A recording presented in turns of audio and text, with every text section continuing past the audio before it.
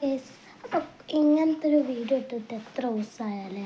അപ്പോൾ നിങ്ങൾ വിചാരിക്കും ഞാൻ ഇത്ര വല്ല ഫാഷനല്ലായോന്ന്.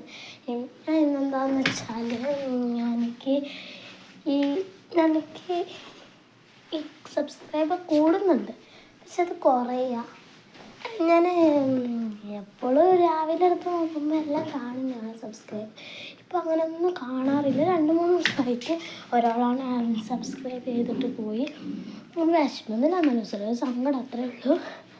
പിന്നെ ഈ ഒരു പൊടിയുള്ളത്. പിന്നെ ഈ ഒരു വീഡിയോ ചെയ്യാനുള്ള കാരണം എന്താണെന്ന് വെച്ചാൽ എനിക്കൊരാഗ്രഹം ഗിവ് അവേ ചെയ്യണം.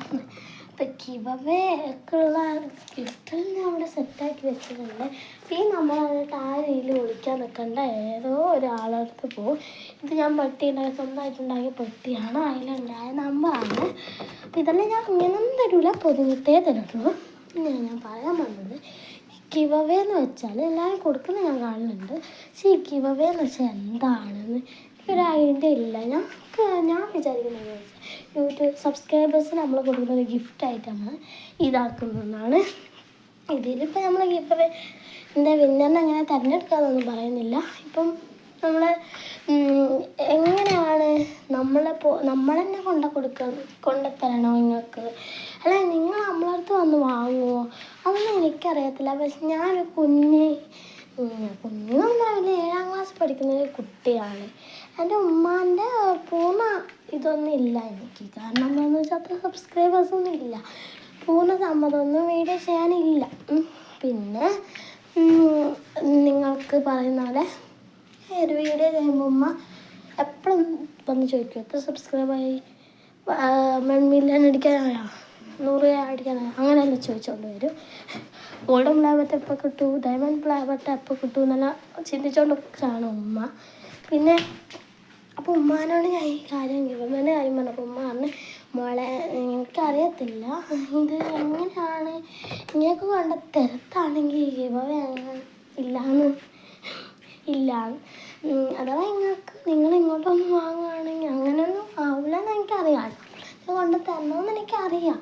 എന്നാലും ഞാൻ പറയാണ്, ഞാൻ എവിടെയാണെന്ന് വെച്ചാൽ കണ്ണൂരാണ്. കണ്ണൂർ ഇരിട്ടിയാണ്.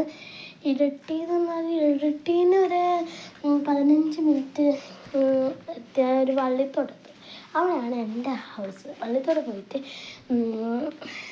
എൻ്റെ പേര് പറഞ്ഞാൽ എല്ലാവർക്കും മനസ്സിലാവും. കാരണം എൻ്റെ ഉമ്മ ഡോക്ടറായിരുന്നു, ഇപ്പം അല്ല. അതുകൊണ്ട് എൻ്റെ പേര് നഫീസത്തുൽ മിസ്രിയാണ്, ഫുൾ നെയിമാണ്. ഞാൻ പറഞ്ഞിരുന്നോന്നറിയില്ല. ഞാൻ 7ാം ക്ലാസ്സിൽ പഠിക്കുകയാണ്, അത് ഞാൻ പറഞ്ഞിട്ടുണ്ടാവും. ഇപ്പം ഞാൻ 7ാം ക്ലാസ് പഠിക്കുകയാണ്. അപ്പം ഞാൻ ചോദിച്ച കാര്യങ്ങളെല്ലാം ഒന്ന് പറഞ്ഞു തരണം കേട്ടോ ഗൈസ്. എങ്ങനെയാണ് ഗിവ് അവേ എല്ലാം പറഞ്ഞു തരണം കേട്ടോ. അപ്പം ഇത് ലോങ് വീഡിയോ ആണോ ഷോർട്ട് വീഡിയോ ആണോ എന്നല്ല കണ്ടറിയാം ഗൈസ്. ലോങ് വീഡിയോ ആണെങ്കിൽ ഈ ഒരു വീഡിയോ നിങ്ങൾ കണ്ടാൽ, അത് ഷോർട്ട് വീഡിയോ ആണെങ്കിൽ പാർട്ട് 2 ഉണ്ടാവും, പാർട്ട് 1 ഉണ്ടാവും, എനിക്കൊരു വിശ്വാസമുണ്ട്. അപ്പം ഞാൻ ലൈവ് ചെയ്യണമെന്ന് എൻ്റെ ഫ്രണ്ട്സ് എല്ലാം പറയുന്നുണ്ട്. ഫ്രണ്ട്സ് എന്ന് ഇതിൽ മെസ്സേജ് ഇടാൻ ഗിവ് ഇത് ചെയ്യണമെന്ന് മാത്രമേ പറയുന്നുള്ളൂ.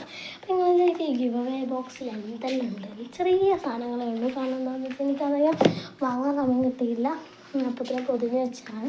അത് എന്താണെന്ന് വെച്ചാൽ ഒരു പേപ്പർ സോപ്പാണ് ഉള്ളത്, പിന്നെ ഉള്ളത് 2 പുഴുവാണ്, ക്യൂട്ട് പുഴുവാണ്, പിന്നെ ഉള്ളത് ക്ലിപ്പാണ്, പിന്നെ ഒരു ഇറുക്കിയാണ് ബൊക്ക, പിന്നെ ഒരു പുഴുവുണ്ട്. പുഴുവെന്ന് നിങ്ങൾ എന്താണെന്ന് എനിക്കറിയത്തില്ല. ഇത് ഇങ്ങനെ കിട്ടേണ്ട എന്താ എനിക്കറിയത്തില്ല നിങ്ങളെന്താ പറയുക, നമ്മൾ പുഴു എന്നാണ് പറയാം. പിന്നെ ഉള്ളത് കുറച്ച് എൻ്റെ ഒരു ചിത്രങ്ങളും ഉണ്ട്. അപ്പം ഞാൻ ചോദിച്ച കാര്യങ്ങളെല്ലാം ഇങ്ങനെ നമുക്ക് പറഞ്ഞു തരിക. അപ്പോൾ ഓക്കെ, ബൈ. അപ്പോൾ ഗൈസ്, ഞാൻ പോയാന്ന് വിചാരിച്ചോ? ഇല്ല കേട്ടോ. അപ്പം ഞാൻ ലൈവ് ചെയ്യണോ നിങ്ങൾ കമൻറ്റ് ഇടുക, അതിൽ ഞാൻ പറയാം എല്ലാ ഡീറ്റെയിൽസിലും. പിന്നെ എൻ്റെ ഹോം ടൂർ എല്ലാം ഞാൻ എൻ്റെ വീട് അടക്കം ഞാൻ കാണിച്ചു തരാം. ഓക്കെ, ടാറ്റാ.